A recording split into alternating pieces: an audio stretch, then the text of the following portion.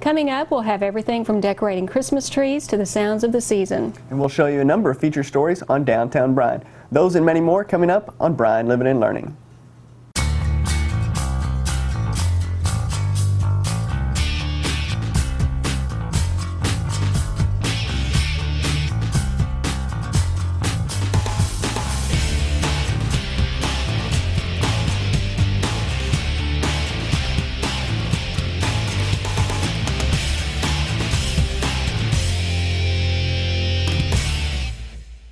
Hello, welcome to Bryan Living and Learning. I'm BRUGGMAN from the City of Bryan's Communications Department. And I'm Sandy FARRIS, the Communications Director for Bryan ISD. Today, the City of Bryan will show you the city's involvement in the Food for Families food drive.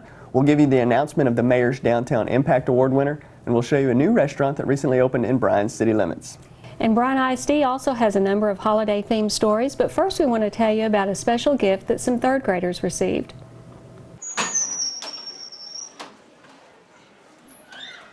Usually, teachers try to avoid distractions in the middle of their class day, but it was a welcome interruption of the class when representatives from the Bryan College Station Eagle showed up in third grade classes recently. The Eagle and Cheddar's Restaurant teamed up to provide every third grader in Bryan ISD with a dictionary. With over 32,000 words and phrases now at their fingertips, students began thumbing through their dictionaries as soon as they received them. Do you remember all the ABC order skills you've been working on, having to put them in alphabetical order to the third and fourth letters? You get to use those skills now. The donation was a welcome surprise and a useful resource for more than 1,200 third graders in Bryan's elementary schools. Thank you. Yes. What do you say? Thank you. We are so appreciative of that. You really need them in third grade. Thank you so much. Well, Sandy, that's pretty neat that those community partners came together and gave that gift to those students. And it's a pretty big investment, too, when you consider that over 1,200 dictionaries were given to our students. While we're on the topic of books, Bryan's longtime librarian, CLARA, MOUNCE, announced her retirement earlier this year and was recently honored at a retirement celebration.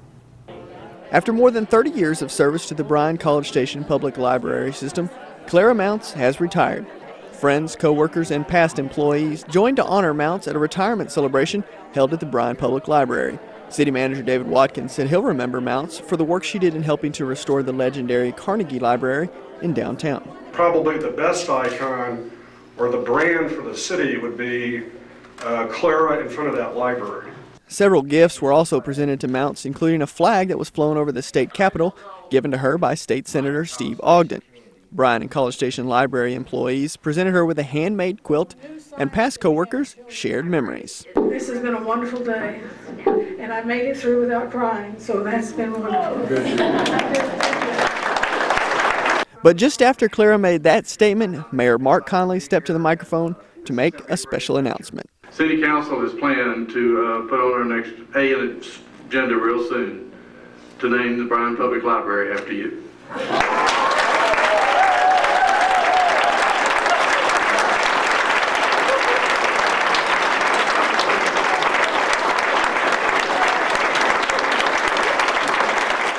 Well, Alan, CLARA's been such an asset to the city, and what an honor for that library to be named after her. Yeah, you could tell she was touched when she found out about the gesture, and I know that the Bryan City Council will work to make that a permanent change at the beginning of the new year.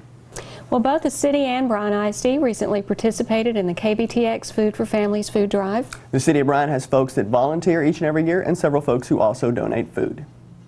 The Brazos Valley showed their generosity for the 14th consecutive year at the annual Food for Families food drive benefiting the Brazos Valley Food Bank and needy families in our area. Once again, the city of Bryan sent several folks to the drive to volunteer their time. There were 3 shifts of Bryan employees working to sort donated food. We're public service, that's what we do, and this is just another aspect of it, getting out in the community and seeing what the needs are. And the food bank right now there's a huge demand for it. We couldn't do it without the city. I mean, I really can't stress that enough. The city of Bryan is very, very supportive of the Brazos Valley Food Bank.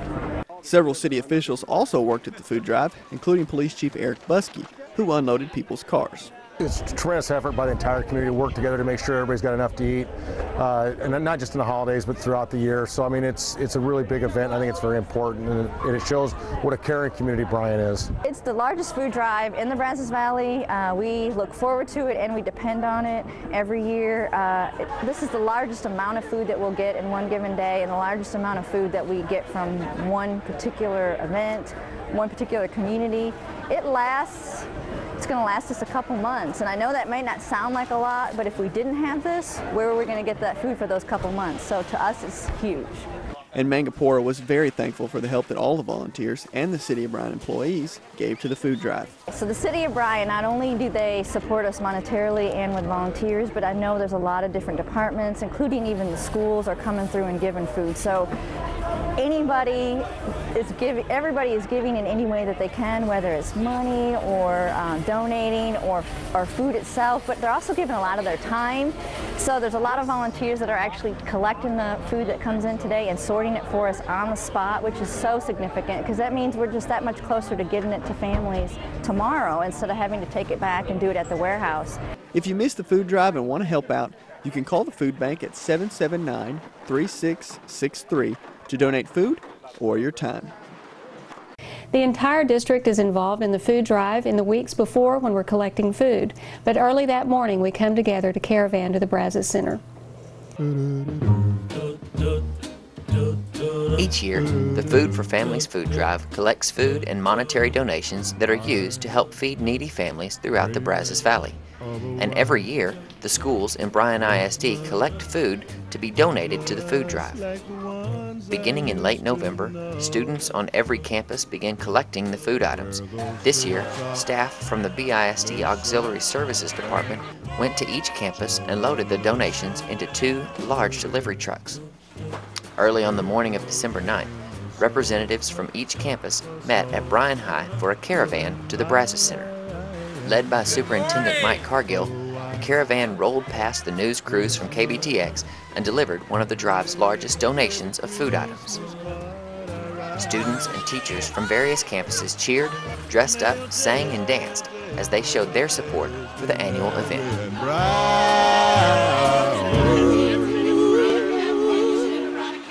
And may all your Christmases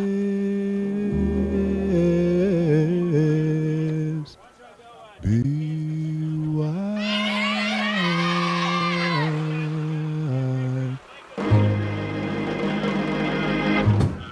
Well, Sandy, even though it's so early in the morning, it looks like the school district brings a lot of energy out to the drive. We do, and this is the 6th year we've done it, and even though it's usually pretty cold, we always have a lot of fun. For the 3rd consecutive year, the mayors from Bryan and College Station got together for a friendly little challenge that benefits the Salvation Army. The mayor's bell ringing challenge was a huge success for the 3rd consecutive year. On Saturday, December 5th, Mayor Mark Conley stood outside the Bryan Super Walmart, and College Station's Ben White stationed himself at the College Station Walmart. Both mayors had bell in hand, asking for donations for the Salvation Army. The Salvation Army is a great charity. They do great work, and we have this little challenge every year that makes it kind of exciting to actually give money and help your city, help a great cause, and it's just a good deal. You know, the amount of money that they raise in an hour is just tremendous, and that just provides so much service for folks in our community. But I think above all that, it shows that the people in this community, that they care about nonprofits and that they care about giving back to the community, and that they serve and that they love. In the end, Bryan Mayor Mark Conley won the competition, raising nearly $3,500. When that total was added to College Station's total and the Walmart donations were added on, the Salvation Army received almost $6,000. So I don't know that anybody can top that in the United States that I've heard of any group raising this amount of money in a 1 hour time. And we're just so thankful that it's happening here in Bryan College Station. Mayor Conley had help from council members Ann Horton, Jason Bianski, Art Hughes, Mike Sutherland, and Al Sines. Sutherland and Sines were stationed on Freedom Boulevard collecting donations from drivers stopped at the light. Members of the Bryan Fire and Police Departments also helped raise money, and even though Conley won the competition, he was just happy the City of Bryan could help out. When you make it a challenge like that, then it's fun for everybody because you can try to beat the other city, they try to beat you, but in the end, the Salvation Army wins. Perfect. If the phrase Rudy Tooty Fresh and Fruity makes your stomach growl, you're in luck. A new IHOP recently opened in Bryan. On December 9th, the day before the new Bryan IHOP opened its doors for business, the restaurant hosted a special group of friends and family at the diner to give their waiters and waitresses a little practice. We're doing a mock service this evening. We're kind of giving our team an opportunity to learn a little bit about IHOP and practice before we do the grand opening, which is tomorrow morning at 6 a.m. Opportunity for them to serve their friends and family and give them a little practice to make sure that we're ready to roll when we're ready to serve the public tomorrow morning. Also invited to the restaurant on this test run night were all the police officers and firefighters employed by the City of Bryan, as well as city officials. Mayor Mark Conley, his wife Kathy, and their grandchildren took advantage of the dining experience, as did a group of Bryan firefighters. The IHOP restaurant is just the most recent business to be built on the east side of Highway 6, joining the Best Western Atria Hotel and Walgreens in the same area. We're very excited to be in the Bryan market. We've been talking about building a restaurant here for the last 4 years, and the restaurant we have in College Station has done extremely well, and the guests have been crying for us to get into this market, so we decided it was time to move. It's a great market to be in, and we're just real excited to be here. The next big restaurant to be opening in Bryan will be a Cracker Barrel location near the Bryan Target. Alan, that's another great addition to the development that's been taking place in that part of town. Right, on past episodes of BLL, we've shown you the new Best Western Hotel that went right in there. The IHOP is right in front of that hotel. A number of local churches recently teamed up to provide food for many of our students' families. About right before Thanksgiving, Mary Walraven at BISD called me and just said, hey, there's a huge need in this community that needs to be filled somehow. And she started explaining that there's about 15,000 students in Bryan ISD alone, and about 11,000 of those students are on free or reduced lunch program. A lot of those kids, the only food they get is on the breakfast and the lunch that they get at school. And so weekends and holidays, a lot of times they go without any food. And at a time like Christmas, when they have 2 weeks off, there's a really big reality that a lot of these kids go with very minimal food. And so she was explaining all this to me and said really the highest critical need is about 1,500 students. And so I asked her the question, well, what about the churches? Would you give me the opportunity to put a coalition of churches together and see if we can meet the need? And she said, absolutely, but we don't got many weeks or we're going to have to really scramble. I said, would you give me 10 days, 2 weeks? And she said, I'll give you that time.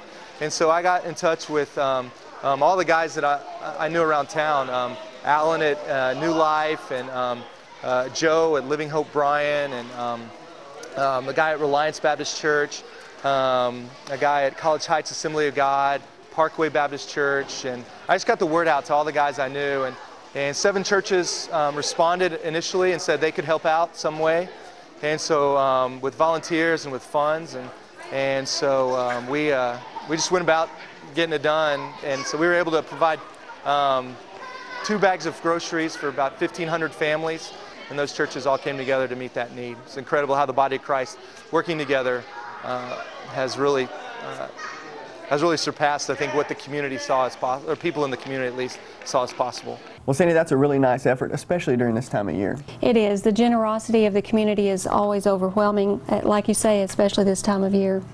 Over the next couple episodes of Bryan Living and Learning, we'll show you some updates and new things that are coming to downtown Bryan. We're going to start with the Queen Theater and what the owners plan to do with that building. Though the paint and the marquee have crumbled over the years, the Queen Theater building is just as prominent in the downtown Bryan skyline as it was many years ago. The building was most recently purchased in 2004 by ASTIN Redevelopment, a group owned by Fibertown. Fibertown's Executive Vice President Randall Spradley said that in 2004 ASTIN Redevelopment heard that a potential buyer of the Queen wanted to convert it to a residence, and they didn't want to see that happen. We had started to learn more about economic development and urban redevelopment and historic preservation, and thought that the Queen was an interesting building that possibly could have a future. And they wanted to ensure that that future was as a theater. And now, 5 years have passed, and not much has changed with the Queen. Our entire focus, and one of the reasons it's taken so long to develop the property, is that our focus has been to maintain it as a theater. And when you impose a business on a property, a business type like that, something very specific, then it takes longer to work it out, instead of just developing a property and leasing it for whatever purpose. Originally, Astin had plans drawn up for the Queen. It was a single-screen theater. One building was enough at the time. We were new to development and didn't understand a lot of the regulations governing access and accessibility, fire, and so forth. As a single building, it's difficult to operate as a theater successfully, but not impossible. Because of that, Astin has been tossing around the idea of making the Queen part of an entertainment destination, joining forces with surrounding buildings while maintaining the historic look that downtown Bryan is known for. We have a couple of different concepts. One broad concept involves the combination of 2, 3, 4 buildings in a row. The trophy shop, the Queen, the trophy shop storage building between the Queen and the Stafford, and then the Stafford itself. And we have these on paper and have talked about them at different times with different city staff, but haven't formally proposed anything yet. The Queen as an operating theater is still in the future, but thanks to a facade grant from the City of Bryan, the outside of the Queen building will receive a facelift. Our focus now is to get it cleaned up, get the facade ready for Texas Reds, and then to continue going forward working with other interested parties, private developers, public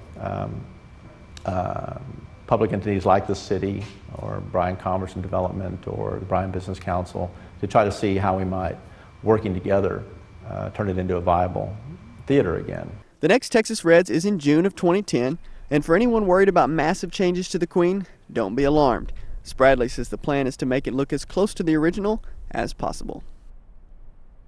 Well, Alan, the Queen is such a recognizable landmark downtown. It's exciting to see that that facility is going to be restored. Yeah, like we said in the story, it should be looking good by the time Texas Reds rolls around, and then hopefully they'll be showing movies before long. Recently, the Mayor's Downtown Impact Award winner for 2009 was announced at the volunteer reception banquet at the Brazos Center. For the 4th consecutive year, the Mayor's Downtown Impact Award went to 2 different winners. They were announced at the city's annual volunteer reception held at the Brazos Center. This year, there were 35 nominations received, singling out 9 different candidates, and that made picking a winner even more difficult. It was a really tough decision this year because there's so many people doing so many good things downtown, and it was just a really hard decision. The first award went to Christy Petty of Village Cafe and Art 979. The mayor presented the other 2009 Mayor's Downtown Impact Award to Ray Jezisic of the Brazos Valley Decorative Center. In honor of the 2 winners, the Bank and Trust of Bryan donated $500 to the Boys and Girls Club of the Brazos Valley. Well, congratulations to those 2 winners. Yeah, we know that the Brazos Valley Decorative Center and the Village Cafe are 2 great new businesses for our downtown Bryan area. The Hilton Conference Center recently hosted over 600 second graders in their annual Christmas tree decorating event. Hundreds of second graders from Bryan and College Station filed into the Hilton Hotel and Conference Center recently. They came with Christmas spirit and bags of Christmas ornaments. Thanks to the generous donation of the Home Depot, each class that participated was given a Christmas tree to decorate. 2 at a time, remember, no people. The classes bought or made Christmas ornaments to personalize their class tree. After all the trees were decorated, the students gathered in the conference room for milk, cookies, and a concert from Jack Houston. How many of y'all like to sing Christmas songs?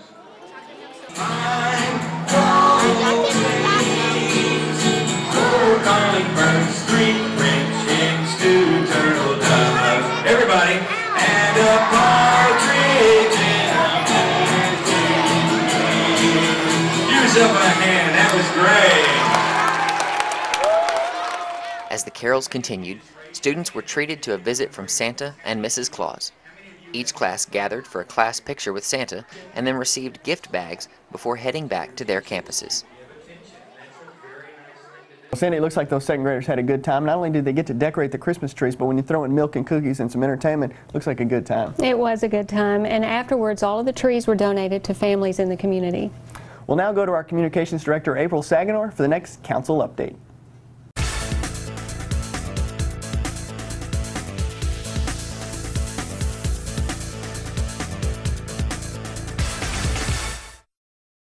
At the most recent City Council meeting on December 8th, the Council heard from Cindy Peasley, the Executive Director of the Downtown Bryan Economic Development Association. She spoke about the Economic Development Group's efforts to promote downtown and plans for fundraising events in 2010. One of the goals of the organization is to expand the downtown commercial district to meet new opportunities and challenges from outlying development. The group also hopes to attract more tourists and revitalize the area, which is home to dozens of shops, restaurants, and retail establishments. DaVita currently has about 125 members, and the group gathers weekly for networking meetings. If you'd like more information about DaVita, you can visit downtownbryan.com. And as always, if you'd like to watch a council meeting in its entirety, you can go to bryantx.gov. And now for our Be Green in Bryan segment, we'll check in with the Bryan College Station Habitat for Humanity organization and what they're doing to reuse products.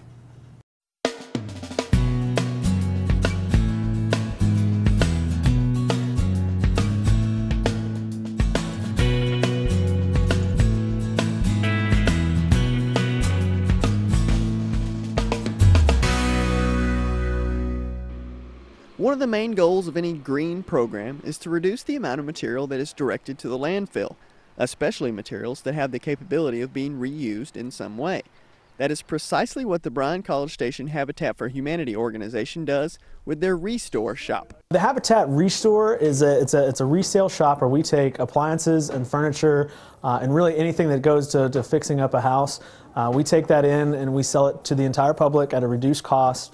And all those funds go into our Habitat mission into building new homes. Habitat for Humanity's Restore truly takes other people's trash and turns it into someone else's treasure. There's quite a few treasures that you can find in here, and without a program similar to this, people will just end up throwing it out, and that just adds more to the landfill. That adds more to you know, the city having to come and pick it up. But for a place like this, you reduce consumers going out and buying brand new stuff. They come here to find you know, fantastic furniture, appliances, paints, windows, doors, anything like that, to really be able to fix up their home more than they would, you know, just purchasing brand new items. And all of the items that are in the Restore and across the street in the warehouse are donations gifted to Habitat for Humanity from people here in our area. All of it comes from the community. It comes from people willing to donate, individuals, businesses. Sometimes we go out of town to pick up stuff because we're kind of the only Restore in this area. So it's a bunch of individuals and businesses calling to get rid of their supplies, and we'll find a new home for it. At the Restore, there are items for all the places in your home. Appliances, furniture, and stuff materials to rebuild. Really the only things we don't usually take are clothing and toys because we like to focus on the more building aspect like Habitat does. So dining room tables, couches, recliners, dinette sets, windows, doors, paints. We have some Christmas supplies right now, fans, light fixtures. I mean, it goes pretty much everything that you can think of to remodel a house. Habitat for Humanity's Restore is located at 2211 Maloney Drive in Bryan, just 1 block west of Texas Avenue. Check them out online at habitatbcs.org/restore. There are so many green efforts in the community, many that I didn't know about. Yeah, I personally had never heard about Habitat for Humanity's Restore project, so it's great to hear about those programs. Many of our performing arts groups spend time in our schools and community during the holiday season. We recently tagged along with the SFA band on their holiday tour. Well, today's been a very busy day for the Stephen F. Austin Middle School Band. We started at 8:15 with the performance at Henderson Elementary, proceeded over to Johnson, then to Bowen Elementary. After a little lunch, went over and did the Brazos food drive at 12 noon, and then finished up our afternoon at Sul Ross Elementary, performing our Christmas concert from last night. We worked up our Christmas program for our parents here at the Civic. We've been working on it a little over a month, and we just like to perform it more than one time. And so it's a great opportunity to go out and visit with the kids, and it happens to fall with the food drive, and we can get in to do that.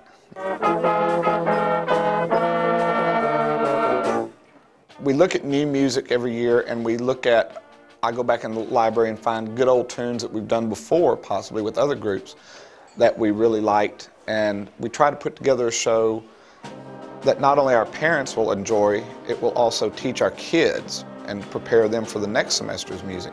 But also we have to think about, if we're going to go play at the elementary schools, we don't want to play music that's too heavy for them to understand or appreciate. So we try to keep it light and, you know, fun for them and things that they'd recognize.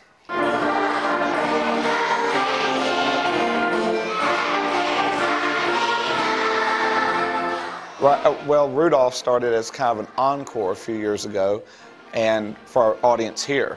And we, of course, took it out to the school, and the little kids at the elementaries just went crazy over it. So it's become a tradition to do it at the end of our concerts and let everybody kind of have a sing-along, if you want to call it that. So we just keep bringing it back, and we don't really count it as one of our tunes. It's just kind of something we throw in.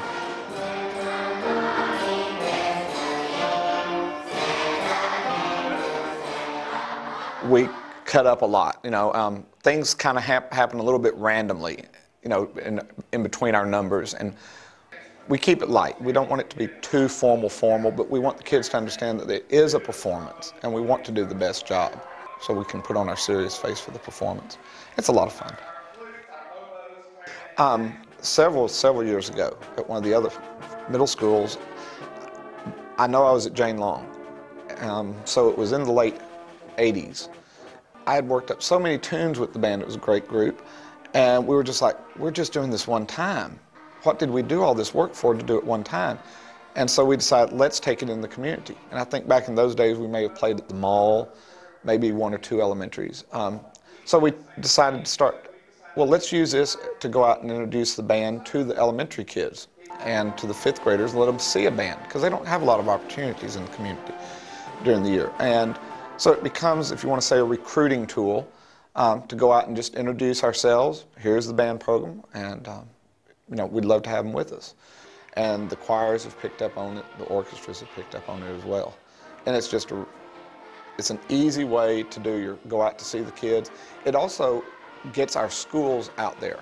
Sometimes we've played at the Bush Library, we've played at City Hall, we've played in other places. It gets SFA out in the community and the Bryan schools out there too, when people see us. Well, Sandy, the SFA band was definitely busy. Are they the only group from the school district that's that busy? Actually, no. We have choirs, band, and orchestras from almost all of our schools touring the elementary schools, and it just gives those kids a good idea of what they can look forward to. We'll now show you our latest commercial that our department kicked out. It's all about not dumping your used motor oil because it eventually ends up in our water supply. Almost done. Hey, what are you doing over there? I'm dumping my used motor oil. I always get rid of it like this. Man, can you believe my neighbor yelling at me for dumping used motor oil on the ground? Well, of course they did. Used motor oil can get into the streams and the creeks and eventually into our drinking water. Ugh, I didn't know. I'm so sorry. Take your used motor oil to the Do-It-Yourself Recycling Center. The City of Bryan recently held their year-end employee luncheon to recognize folks for years of service and to feed all of us a great lunch. The City of Bryan's employees gathered for the annual employee luncheon at the Brazos Center on Friday, December 18th. The lunch is a great time for employees to visit with their coworkers from different departments. Employees were also treated with a free lunch, which is always a great way to ensure a good turnout. The luncheon ended with city officials recognizing employees who had reached milestone anniversaries in terms of tenure. Alan, it's great to see those employees who put in so much time receive recognition. Yeah, it's great to honor those folks, and it's also great for the rest of us just to come together and have lunch. Well, that's all the time we have for you on this episode. I'm Alan BRUGGMAN. And I'm Sandy Farris. Thank you for watching Bryan Living and Learning.